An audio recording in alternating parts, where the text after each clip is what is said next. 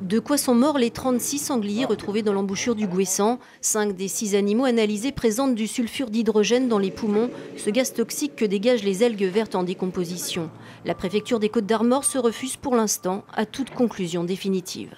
Il est certain que la présence d'hydrogène sulfuré, donc d'H2S, est avérée dans 5 animaux sur 6, mais il serait excessif de conclure de manière radicale que c'est le H2S qui a provoqué leur mort, puisque l'un de ces animaux n'en présentait pas ni dans ses poumons ni dans son sang. Une prudence que dénonce le docteur Claude Lenné. Pour ce scientifique spécialiste des gaz toxiques, le doute n'est pas permis.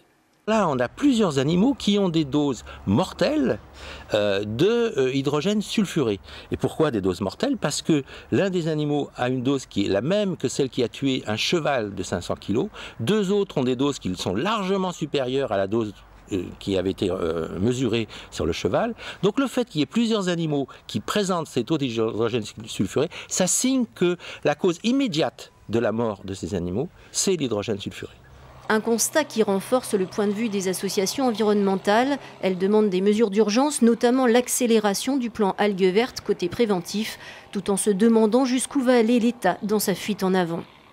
Il faut savoir que si les services de la préfecture sont là pour la santé des cochons ou la santé des Bretons et des estivants. Donc il y a une mesure d'urgence à prendre. Je ne sais pas qu'est-ce qu'il attend, monsieur le préfet. La mort d'un enfant peut-être?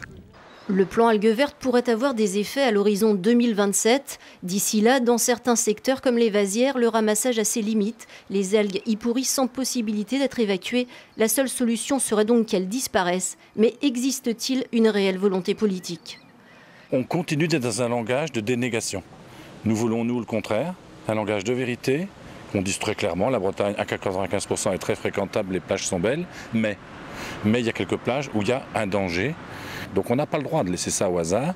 Et je pense qu'on serait d'autant plus fort dans notre discours extérieur de valorisation qu'on aurait une position très ferme vis-à-vis de l'État sur sa prise de responsabilité dans ce domaine. L'État français a été reconnu responsable de la prolifération des algues vertes en 2007 et 2009. Cette fois, les associations environnementales vont déposer plainte pour mise en danger de la vie d'autrui.